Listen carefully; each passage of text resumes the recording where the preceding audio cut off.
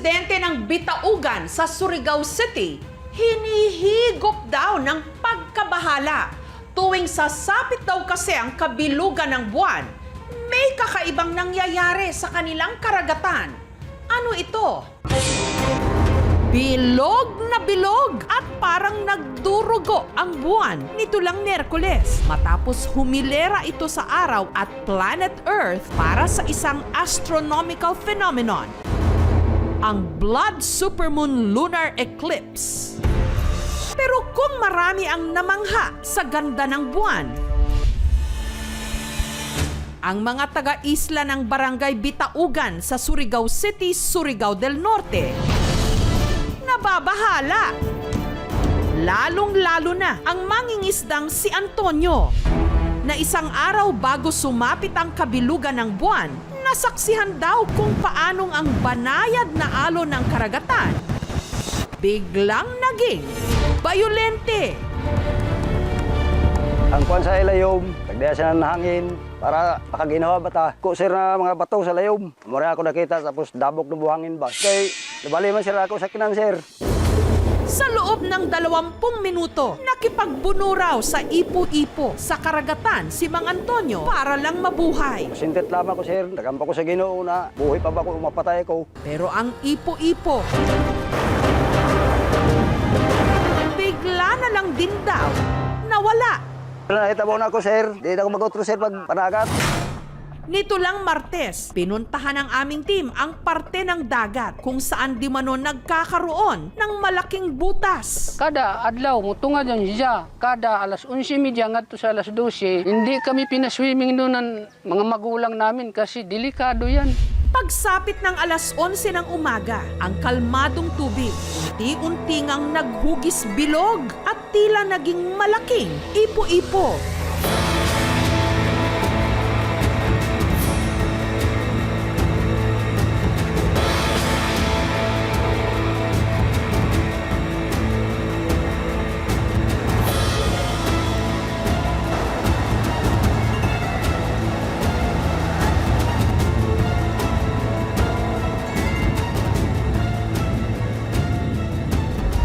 Hindi pa man ito humuhupa, sunod na nagkaroon ng 2 pang maliliit na bilog.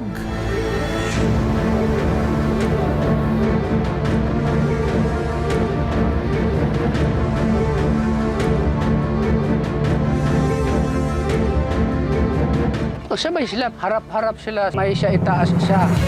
Ang pambihirang pangyayaring ito tumagal ng halos 2 oras at ang tawag ng mga residente rito, lilo o whirlpool.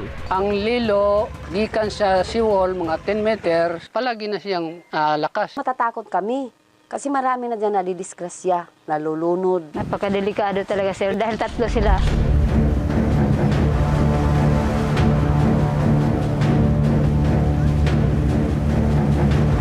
Yung whirlpool is like ang ipo-ipo sa dagat. So, nagbubuo ito dahil sa magkasalungat na direksyon ng daloy ng tubig o di kaya may isang malakas na current ng tubig. Yung whirlpool ay nakikita sa makikipot na lugar tulad ng mga straits kung saan malalakas yung current ng tubig dulot ng tides. Tuwing Mayo hanggang Agosto raw madalas magpakita ang mga lilo sa kanilang lugar.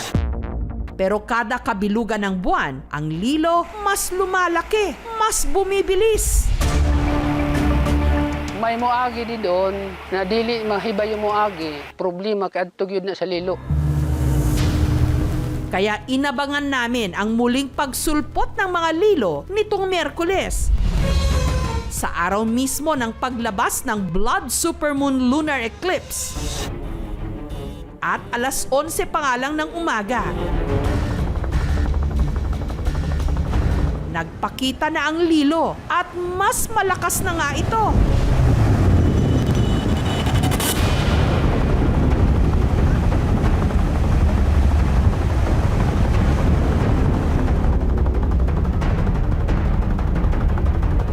Sabay-sabay pang nagpaikot-ikot ang 3 lilo.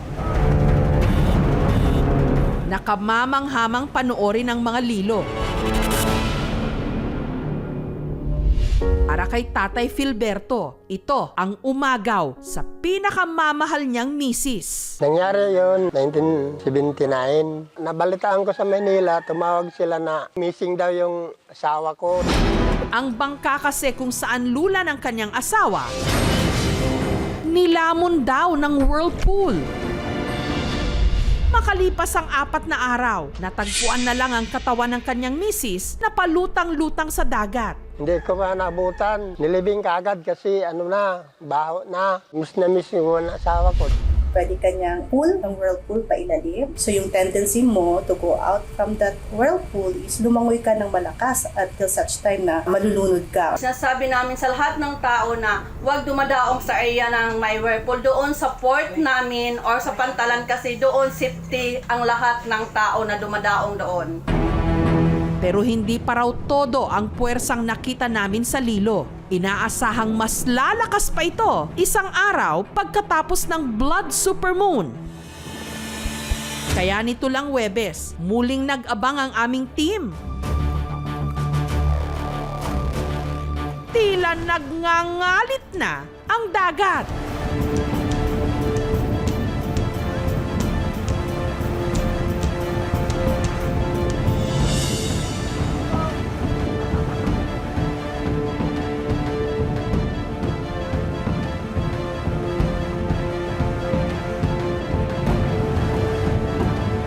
Ang tides ay likha ng gravitational attraction ng araw at buwan sa ating karagatan. Malakas siya kapag supermoon, which is nangyari nung nakaraang araw. Kasi yung supermoon, yun yung time kung saan yung moon natin masyadong malapit kay Earth. So kung masyado siyang malapit, mas malaking gravitational attraction, mas malakas na mga current.